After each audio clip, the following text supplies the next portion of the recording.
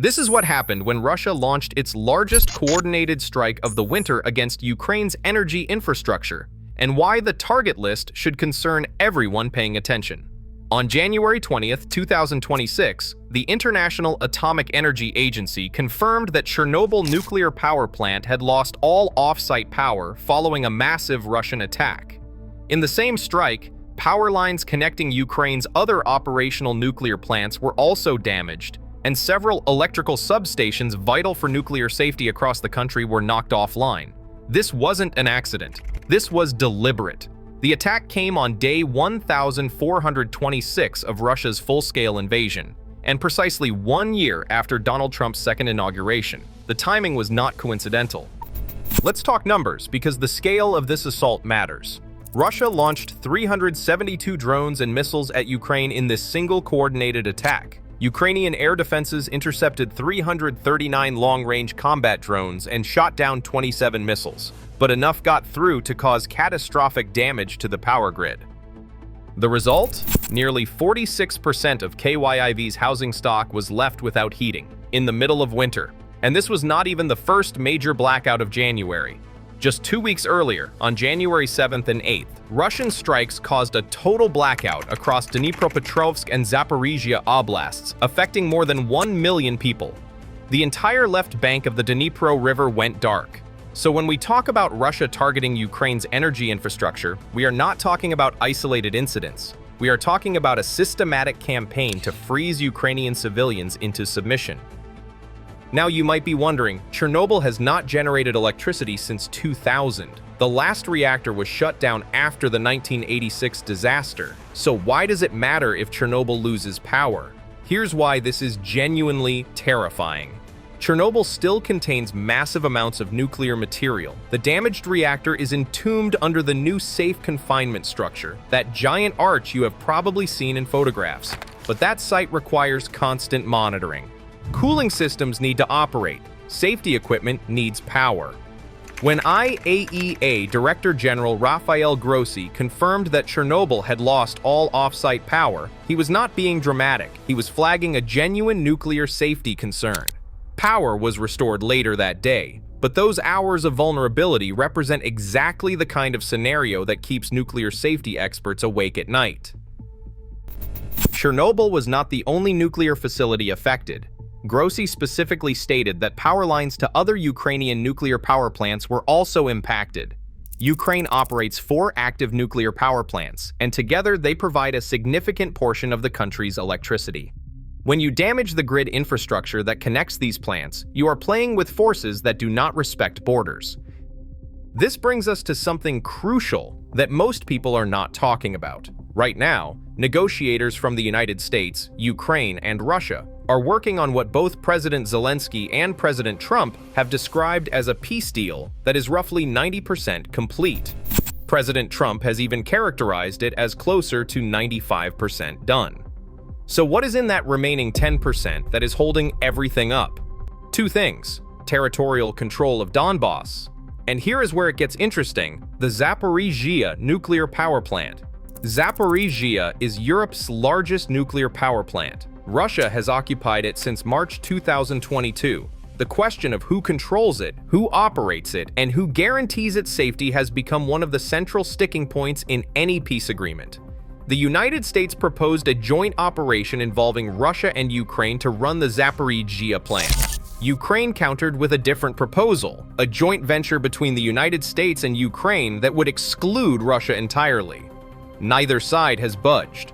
So when Russia launches an attack that damages power infrastructure connected to Ukraine's nuclear facilities, it is not just a military strike, it is a negotiating tactic. It is a reminder of what Russia controls and what Russia can threaten. Let me walk you through how we got here, because the timeline matters.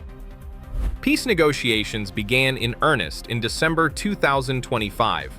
Between December 20th and 22nd, talks were held in Miami and Hallandale Beach, Florida, at the Shell Bay Golf Club. Then on December 28th, Trump and Zelensky met at Mar-a-Lago. The talks continued in Paris on January 6th and 7th, 2026. That summit brought together 35 countries in what is being called the Coalition of the Willing, and it produced the Paris Declaration on security guarantees for Ukraine. By the week of January 20th, negotiations had moved to Davos, Switzerland. On January 21st, Trump's envoys Steve Witkoff and Jared Kushner met with Kirill Dmitriev, Putin's economic negotiator, for more than 2 hours. Dmitriev is an interesting figure. He is the chief executive officer of the Russian Direct Investment Fund, and he is married to a close friend of Putin's daughter. He is not a military man or a diplomat in the traditional sense. He is a deal maker. His presence at these talks tells you something about how Putin views these negotiations as a transaction, not a peace process. Here is where the January 20th attack becomes even more significant. President Zelensky was supposed to be at Davos. He was scheduled to meet with Trump and sign what was being called a prosperity plan for Ukraine's reconstruction. Instead, he canceled. He explained directly, "For now, I am choosing Ukraine, not an economic forum." The cancellation had two causes. First, the energy crisis created by Russia's massive strike meant Zelensky needed to be in Ukraine managing the response. Second, the planned meeting with Trump had itself been canceled, leaving Zelensky with no compelling reason to attend. Meanwhile, Trump announced his new Board of Peace initiative on January 15th. He would serve as chairman for life, with veto authority over its decisions. Countries could pay $1 billion for permanent membership or receive 3-year renewable terms without paying. Approximately 49 to 60 countries have been invited to join, including Russia. When Zelensky was asked about Ukraine joining a board that would also include Russia, his response was stark. "For me, it is very difficult to imagine how we and Russia would be together on a board. Russia is our enemy." Belarus, under Lukashenko, signed acceptance documents on January 20th. So, where does this leave Ukraine? On the energy front, there is some positive news. Ukrainian Prime Minister Denis Svirodenko confirmed on January 20th that Ukraine has received energy assistance from 17 partner countries and the European Union. This aid includes generators, industrial boilers, transformers, cables, and emergency repair equipment. Contributing countries include Azerbaijan, Slovakia, the Czech Republic, Ireland, which provided 25 million euros, the United Kingdom, which provided 20 million pounds, Italy, the Netherlands, which provided 133 million euros, and Denmark.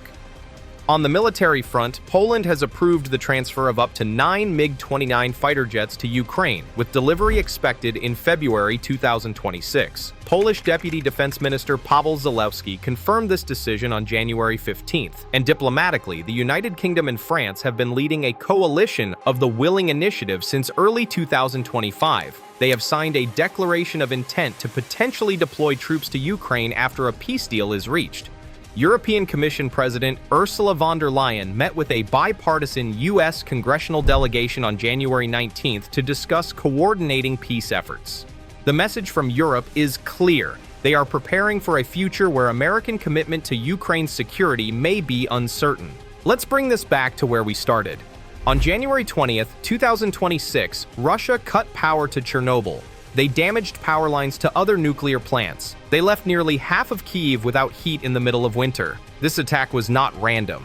It came on the 1-year anniversary of Trump's inauguration.